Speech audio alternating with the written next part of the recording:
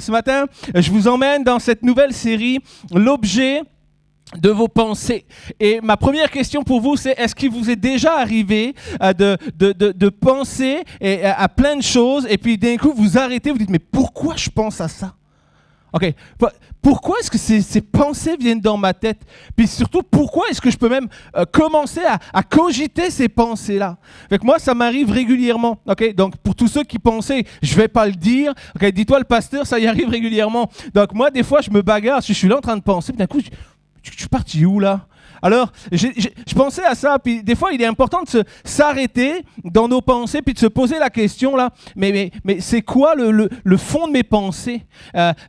Non seulement pour l'instant T, pour maintenant, ce à quoi je suis en train de penser maintenant, mais aussi pour les pensées que je véhicule jour après jour et qui me font avancer dans ma vie professionnelle, dans ma vie spirituelle. C'est quoi les pensées qui sont les premières choses quand je me lève le matin? C'est quoi les pensées qui m'accompagnent à tous les jours, parce que finalement nos pensées c'est comme ce qui va diriger nos vies. Ok, on est tous d'accord avec ça. Ce matin, j'aimerais qu'on puisse prendre ce premier volet qui va s'appeler penser autrement. J'aimerais vous inviter à découvrir peut-être une manière de penser autrement. Quelquefois, on est tellement submergé par les émotions, tellement submergé par les événements que nos pensées ne sont plus des pensées attachées à la parole de Dieu. Nos pensées, parfois, peuvent même être des pensées noires. Et puis, on vit notre vie avec ces pensées noires. On va à l'église avec ces pensées noires. Et un jour, on apprend que telle personne a mis fin à ses jours. Puis, on découvre finalement que ces pensées avaient comme submergé sa vie. Puis, il n'y avait plus d'issue, il n'y avait plus de solution. J'aimerais pour démarrer ce message vous donner une parole de l'auteur et conférencier américain qui s'appelle Earl Nightingale et il a déclaré ceci, il a dit « Vous devenez ce à quoi vous pensez le plus souvent ». Ok, vous devenez ce à quoi vous pensez le plus souvent. Et ça, c'est une réalité. Parce que nos pensées, parfois, nous obsèdent tellement que c'est comme, on est comme enfermé dans un mode opératoire. On n'est plus capable de voir autrement, de penser différemment. Et il y a une réalité, c'est que ce à quoi tu penses régulièrement, la pensée de prédilection qui avance avec toi à chaque jour, ce qui est dans ta tête, va prendre une place importante. Alors, je te pose la question ce matin, qu'est-ce que tu penses tous les jours ? C'est quoi la pensée qui frappe ton esprit tous les jours? Est-ce que ce sont des pensées de succès? Est-ce que tu cherches la notoriété? Est-ce que tu cherches la réussite? Okay, ça, en soi, on pourrait même dire que ce n'est pas des mauvaises pensées. Je veux juste que les gens me connaissent. Je veux juste avoir du succès dans ce que j'entreprends. Mais finalement, c'est quoi tes pensées? Est-ce que c'est des pensées de vengeance? Est-ce que c'est des pensées de conquête? Oh, ça commence à devenir moins intéressant. Pasteur Seb, arrête là. Non. Est-ce que c'est des pensées d'amertume?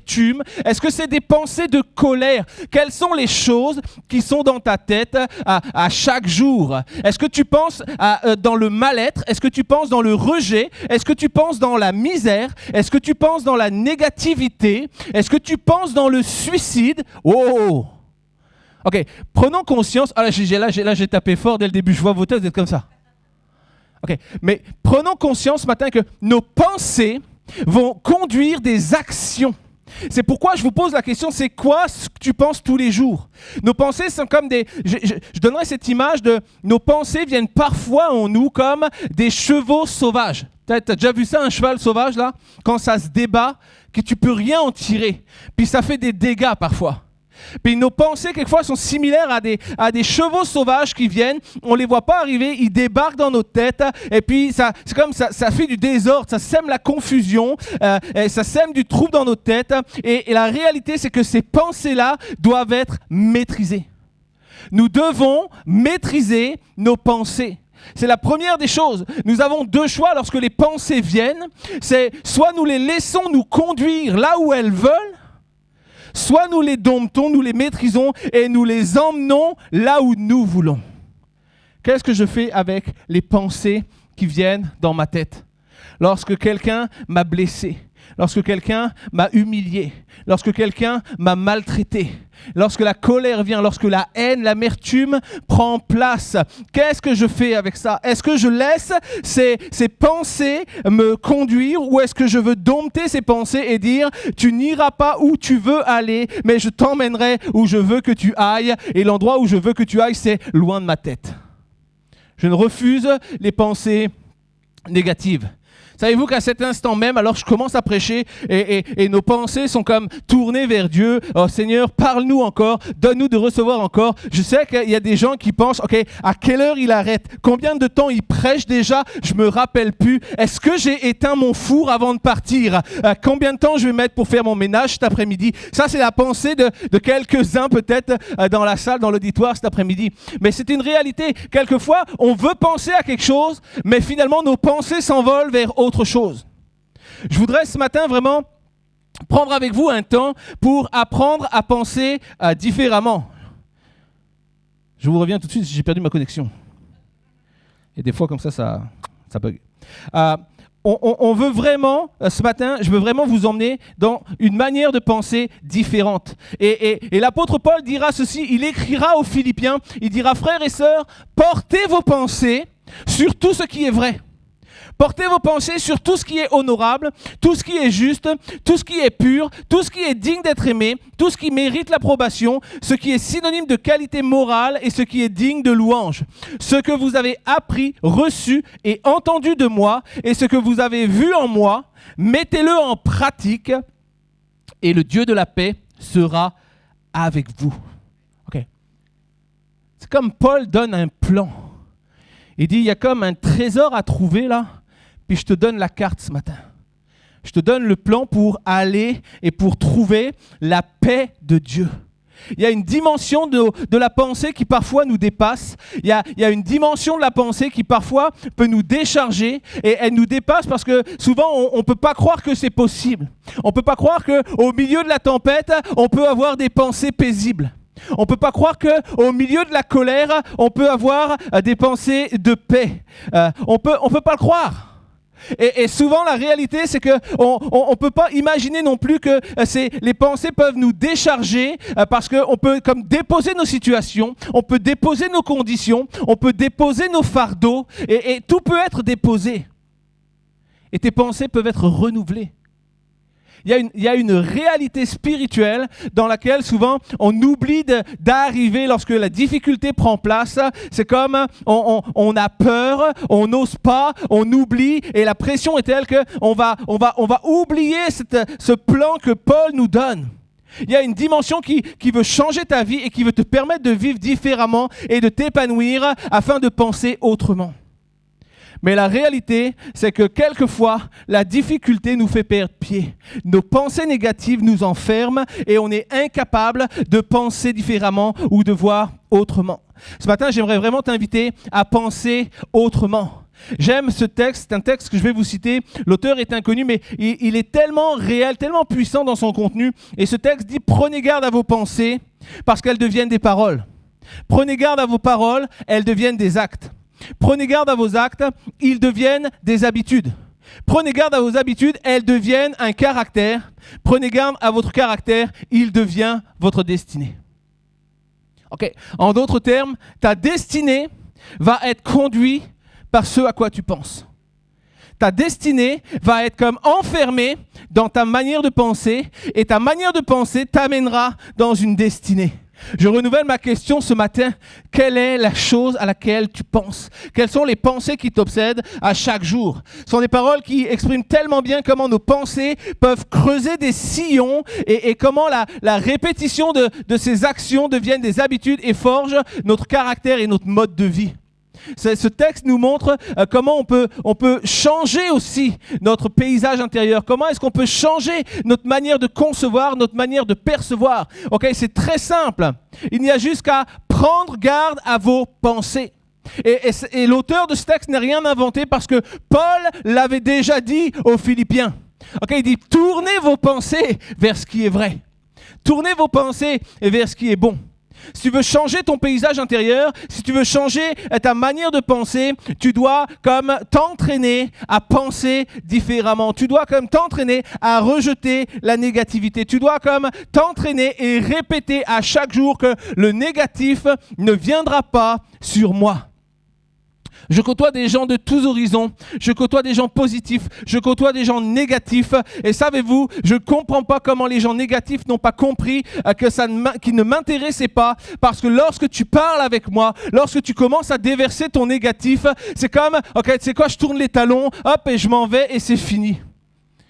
Je ne veux pas que le négatif vienne polluer mon esprit, ma manière de penser. Ok, je vais tenter de t'expliquer pourquoi tu dois arrêter de voir noir, pourquoi tu dois arrêter de voir le négatif. Mais si tu continues, si tu persistes, si tu restes dans le négatif, ok, ta conversation ne m'intéresse pas, reviens me voir plus tard. Moi, je m'en vais, je ne veux pas être contaminé par un esprit négatif. Nous devons prendre conscience de cela. Nous devons changer notre façon de penser. Nous devons réaliser qu'il y a quelque chose de plus grand, quelque chose de plus beau, quelque chose de plus merveilleux que ce que nous vivons aujourd'hui à cause de notre manière de penser. Peut-être je choque certains ce matin, mais mon but n'est pas de choquer, mon but est juste d'expliquer que quelquefois ta vie est noire, ton quotidien est noir parce que ta façon de penser est noire. Mais si tu commences à penser à quelque chose de plus clair, quelque chose de plus lumineux, quelque chose de plus merveilleux, alors ton quotidien va passer plus clair, plus merveilleux et plus lumineux. Il nous faut impérativement changer notre façon de penser. Alors comment changer notre façon de penser? Nous devons prendre conscience que la pensée, nos pensées, ce qui vient dans nos têtes, prend naissance quelque part. Et Jésus déclara ceci, Matthieu 9, verset 4, il dira « Pourquoi avez-vous de mauvaises pensées dans vos cœurs ?» Ok. D'où est-ce que ça prend naissance dans vos cœurs? Pourquoi est-ce que vous avez des mauvaises pensées dans vos cœurs? Matthieu 15, verset 19. En effet, c'est du cœur que viennent les mauvaises pensées. Ça vient d'où? Du cœur. Ça vient du cœur. Et si tu veux voir un changement dans tes pensées, tu ne dois pas changer ce qui est dans ta tête, mais tu dois changer ce qui est dans ton cœur. C'est pas en changeant en essayant de ne plus penser aux choses que tu changeras ta manière de penser, mais c'est en nettoyant la source d'où viennent tes pensées. Si tu veux voir un vrai changement, ne change pas ce qui est dans ta tête. C'est comme vouloir désherber un jardin en arrachant seulement les feuilles. Ok, la racine est encore présente et la racine amènera de nouvelles feuilles. Mais si tu veux voir les choses changer, commence à nettoyer la source d'où viennent tes pensées. Et d'où viennent tes pensées? Du cœur. D'où viennent les mauvaises pensées? Du cœur. Matthieu 19, du cœur. Mais si les mauvaises pensées viennent du cœur, les bonnes pensées peuvent venir du cœur. Alors que je préparais ce message, j'avais cette image pour vous. Et puis, ce verre d'eau est mon cœur. Et puis, alors que ce verre d'eau est mon cœur, j'ai la possibilité et le choix de vouloir remplir mon cœur avec des bonnes choses. Des choses agréables, des choses qui sont correctes, des choses qui sont buvables et recevables. Mais j'ai aussi le choix, c'est ma volonté que de décider de mettre dans mon cœur des choses qui peut-être sont moins bonnes et qui vont polluer mon cœur. Et à ce moment-là, ce qui est dans mon cœur n'est plus buvable. C'est infect. Pourquoi je te montre ça? Simplement pour te donner cet exemple que je choisis ce que je veux mettre dans mon cœur. Mais je ne vais pas changer mon cœur en vidant un peu de mon cœur et en remettant quelques bonnes choses. Parce que les racines sont toujours là. Mon cœur est toujours sale et je ne peux toujours pas faire des choses merveilleuses, des pensées merveilleuses. C'est moi qui vais décider qu'est-ce que je vais mettre dans mon cœur.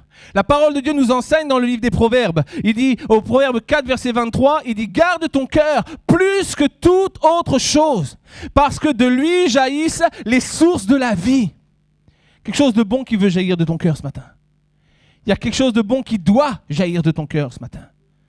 Le cœur est la source de toutes nos pensées et nous devons être vigilants sur qu'est-ce qui rentre dans nos cœurs si on veut avoir une vie heureuse, si on veut vivre une vie épanouie. Et on doit mettre à la porte de nos cœurs un gardien. On doit mettre à la porte de nos cœurs quelqu'un qui va dire non, terminez ça, ça n'entrera plus dans le cœur de Seb, ça n'entrera plus dans le cœur de Jeff, de Christelle ou de je ne sais qui. Mais tu dois mettre un gardien. Ce matin, je t'exhorte à confier la porte de ton cœur à celui que tu ne vois pas forcément, mais qui est là, qui reste, qui règne et qui demeure.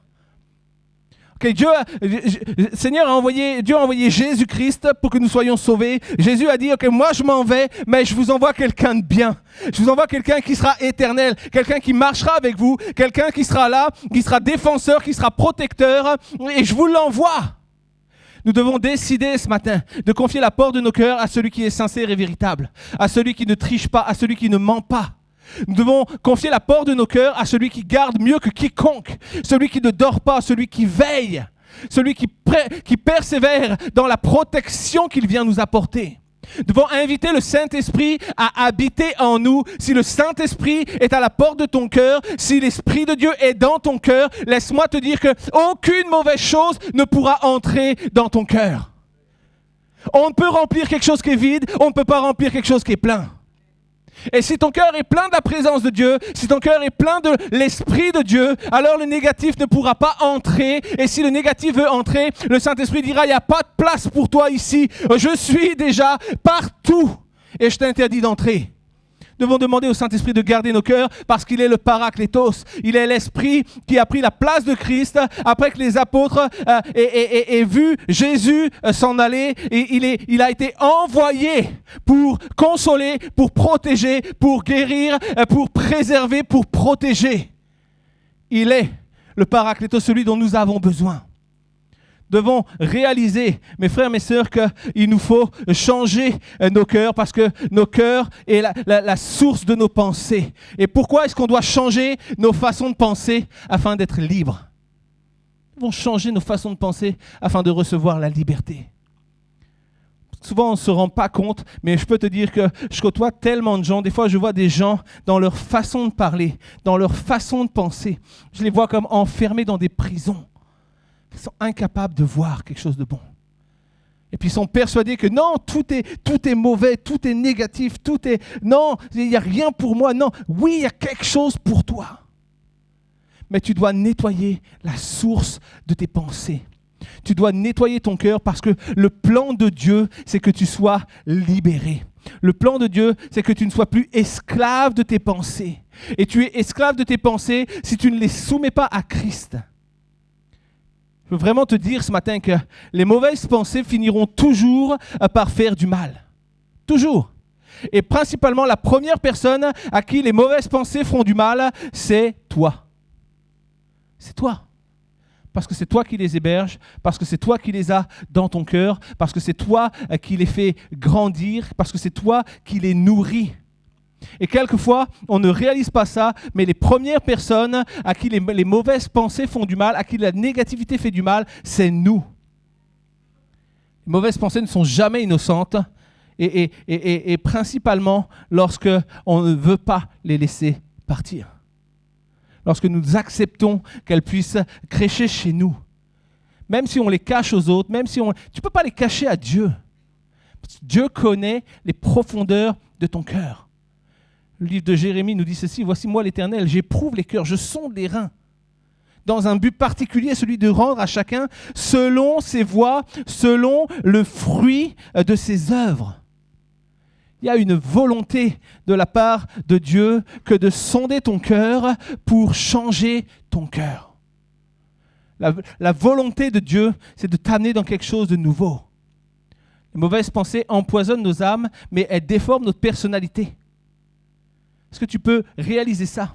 Les mauvaises pensées que nous acceptons, les mauvaises choses que nous recevons, les mauvaises choses que nous développons sont comme des choses qui repoussent les gens de nous.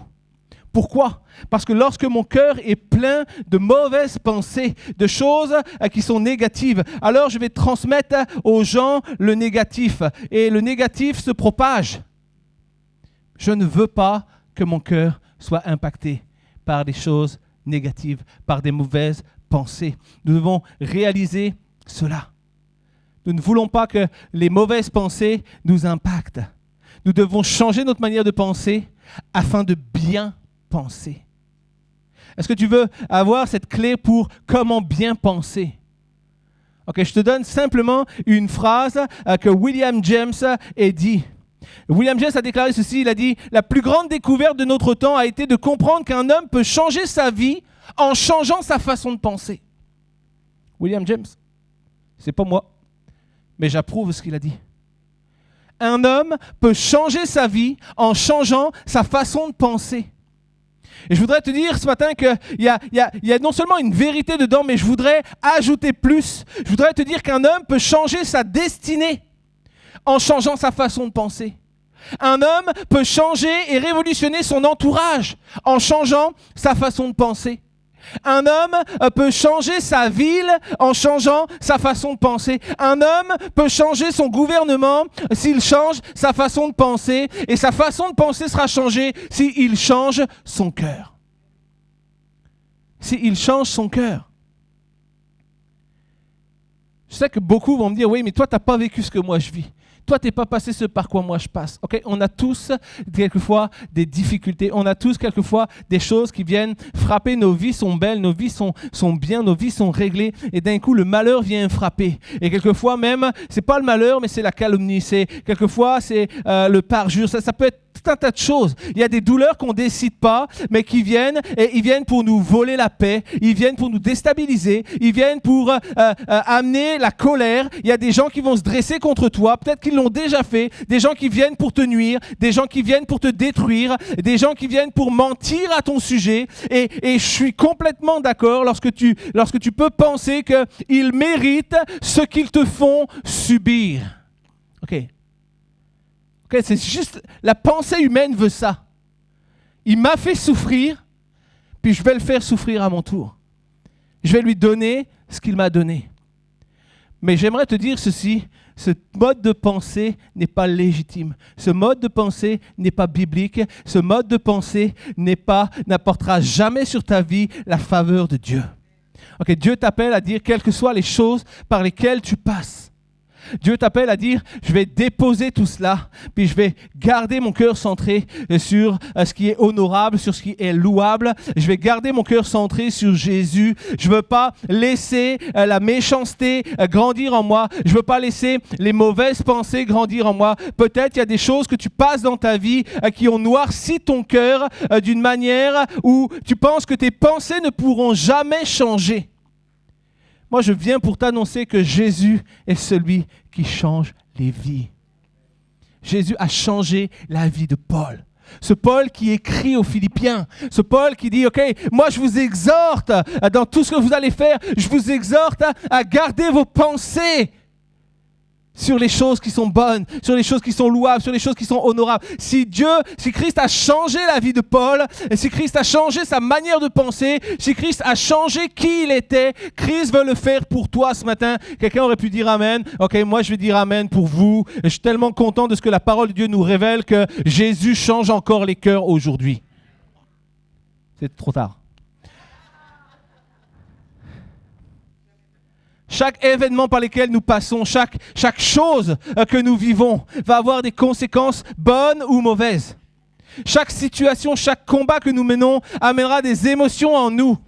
Et ces émotions vont amener des réflexions et ces réflexions vont construire et bâtir des pensées, vont construire et bâtir une manière de penser. Alors que l'apôtre Paul écrit aux Philippiens, j'aimerais te dire ceci, l'apôtre Paul avait vécu déjà dans sa vie, dans son ministère, de nombreux épisodes dramatiques. L'apôtre Paul avait comme déjà été tour à tour humilié, il avait été rejeté, il avait été blessé, il a été martyrisé et à ce stade même, lorsqu'il écrit, l'apôtre Paul est emprisonné. Okay, est-ce que tu peux simplement réaliser ça? Le gars est en prison, le gars a souffert pour la cause de Christ. Le gars est là, et du fond de sa prison, alors qu'il aurait toutes les raisons de laisser monter son cœur en colère. Il aurait toutes les raisons d'être dans l'amertume. Et moi, je me suis levé pour toi. Et moi, j'ai avancé pour toi. Et moi, j'ai dérouillé pour toi. Et maintenant, je suis en prison. C'est quoi ce cirque? Et comment je vais faire maintenant pour prêcher l'évangile aux quatre coins du monde? Non, l'apôtre Paul a souffert. Et au fond de sa prison, l'apôtre Paul trouve encore la force d'écrire ce texte aux Philippiens. L'apôtre Paul est demeuré fidèle là où d'autres, parfois dans nos églises, une chaise est mise de travers, c'est pas normal. Le son de la musique est trop fort, c'est pas normal. On se fâche des fois dans les églises. Oh, je parle pas de la nôtre parce que nous, on est la meilleure église de Rouen. Je le sais ici, tout le monde est parfait. Mais quelquefois dans les églises, on a des chaises de travers et ça fait un scandale. Quelqu'un qui est mal garé, ça fait un scandale. La musique trop fort, une faute d'orthographe dans les paroles. Oh! Mais lui, l'apôtre Paul, il a souffert pour des causes réelles et sérieuses. Il a été martyrisé, il est emprisonné, et lui, il est là, et lui, il va dire, OK, les gars, j'ai quelque chose pour vous. C'est garder vos yeux fixés sur ce qui est bon. Gardez vos yeux fixés sur ce qui est droit. Gardez vos yeux fixés sur ce qui est juste. Paul, du fond de sa prison, c'est pas un hôtel 4 étoiles, c'est pas un palace. Paul, il écrit pas en peignoir, assis dans un fauteuil Louis XVI, dans une chambre du Sofitel à Rome. Paul, il écrit du fond de sa prison. À l'image derrière, c'est ce que représentent les prisons de l'époque. Et j'aimerais te dire ceci, il n'y avait pas de confort, il n'y avait pas de fenêtre. Et Paul souffrait la faim, Paul souffrait le froid, Paul souffrait la maltraitance, mais du fond de cette prison, il va écrire ceci. Lui qui avait toutes les raisons d'abandonner, du fond d'une cellule froide et humide, au milieu de la négativité qui voulait entrer dans son cœur, Paul dira non, je refuse toute pensée mauvaise, je veux rester accroché à celui qui a changé ma vie, à celui qui m'a enseigné, à celui qui m'a exhorté. Et non seulement je veux le rester, mais je vais l'écrire afin que tout le monde puisse savoir qu'il y a quelque chose de bon pour celui qui garde ses pensées fixées sur Jésus-Christ. Ok, là c'est mieux. C'est pas encore ça, mais j'ai bon espoir que ça vienne. Paul avait toutes les raisons d'abandonner. Mais Paul, alors que les mauvaises pensées peut-être venaient et voulaient comme contaminer Paul, Paul disait « Je refuse de ce que les mauvaises pensées viennent en moi. » Et Paul disait « Je trouve ma source dans celui qui a changé ma vie et la négativité ne passera pas pour moi, mais je continuerai à me laisser remplir de l'esprit qui renouvelle mes pensées afin que mes pensées soient toujours pures, mes pensées soient toujours justes, mes pensées soient toujours agréable. Et je vais l'écrire aux Philippiens parce que les Philippiens ont besoin de savoir que le négatif ne remplira pas mon cœur. Du fond de ma cellule, du milieu de ma souffrance, je resterai accroché. Mes pensées resteront accrochées à celui qui a changé ma vie. Je dis non à l'adversité, je dis non à la calomnie, je dis non aux mauvaises pensées, mais je m'accroche à Jésus-Christ. Je ne laisserai pas le négatif remplir mon cœur. Je ne laisserai pas le négatif changer mes pensées. Et parce que je sais que mes pensées vont conduire ma destinée. J'ai confiance dans celui qui m'a conduit. Et même au fond de cette geôle, même emprisonné, même je sais que Dieu veille sur moi. Même au milieu de cette froideur, même au milieu de cette noirceur, je sais que le Saint-Esprit est à mes côtés. Même au milieu de ma difficulté, même dans la profondeur de cette prison, je ne changerai pas malgré les circonstances qui m'environnent parce que mon cœur va créer mes pensées et mes pensées vont créer ma destinée. Paul ne voulait pas que sa destinée soit modifiée. J'aimerais te dire ceci, pendant que j'appelle les musiciens à prendre place. Je voudrais vraiment que ce matin, tu puisses réaliser que le discours de Paul ne reposait pas sur des pensées négatives. Le discours de Paul n'était pas fondé sur la négativité qui voulait entrer en lui. Paul vivait du négatif, ça c'est certain. Paul n'était pas dans une circonstance la meilleure pour écrire ce qu'il écrit. Personne au fond d'une prison écrirait une lettre d'encouragement aux églises de Philippe. Mais Paul, inspiré par le Saint-Esprit, rempli de la présence de Dieu, ne voyait pas ce dans quoi il était, ne voyait pas l'endroit où il demeurait, mais Paul voyait en toute occasion une possibilité de servir Jésus. Paul savait que s'il était emprisonné, Dieu avait un plan. Paul savait que même s'il était maltraité, Dieu avait un plan.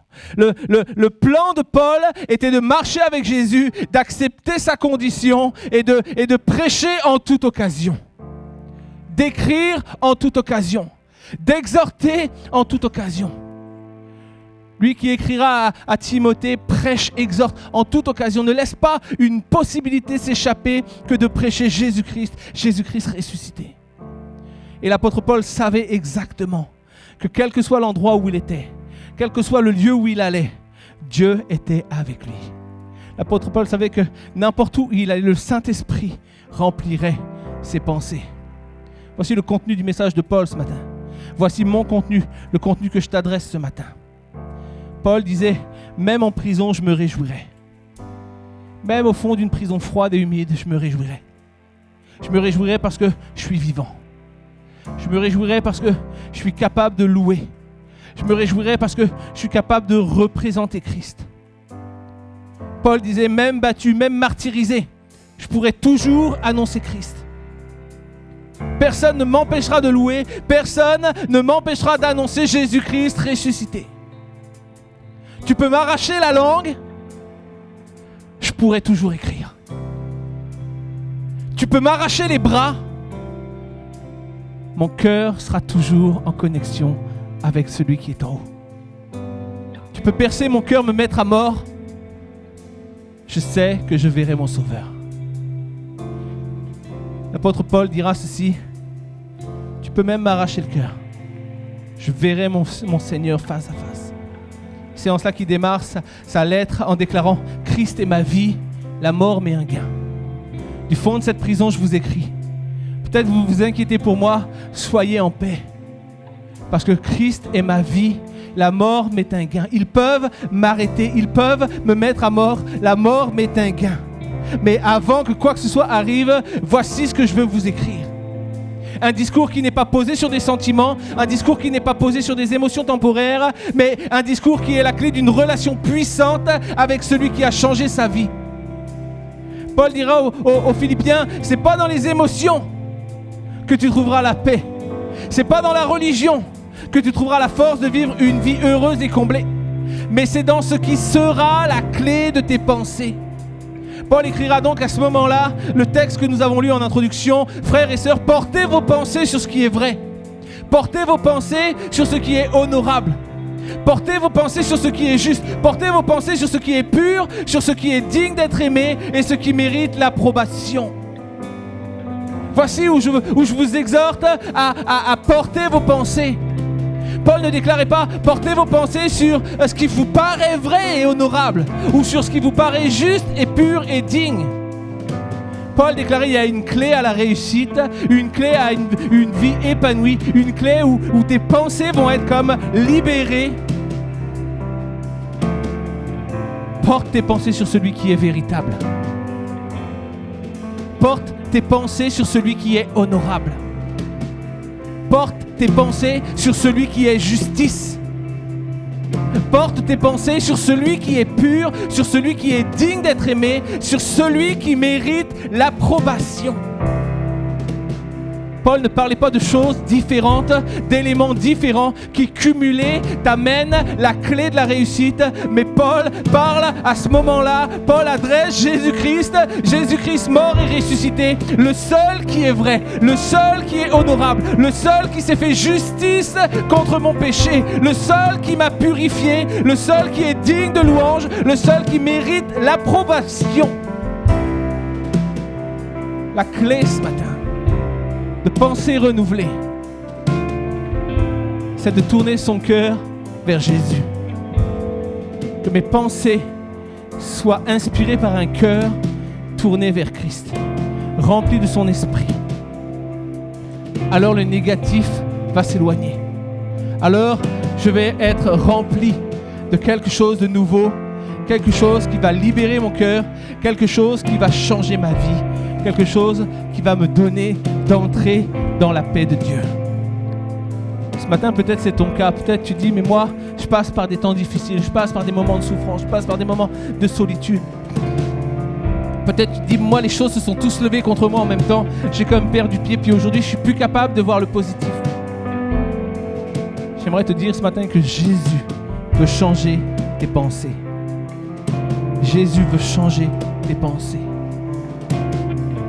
La vraie question ce matin, c'est pas est-ce que Jésus veut changer tes pensées, Mais c'est est-ce que tu veux que Jésus change tes pensées? Il n'y a rien qui puisse tenir là où nous invitons Jésus-Christ. Il n'y a rien qui puisse se dresser en adversité si Jésus-Christ se tient devant nous. Alors ce matin, c'est juste une question que je te pose. Est-ce que tu veux renouveler tes pensées, changer ta manière de penser? Est-ce que tu veux que Christ vienne nettoyer ton cœur, vienne libérer ton cœur des souffrances, libérer ton cœur des douleurs, libérer ton cœur des incompréhensions, libérer ton cœur de tout ce qui le tient captif? Il est la source. Il est la source dans laquelle tu peux trouver une vie en paix.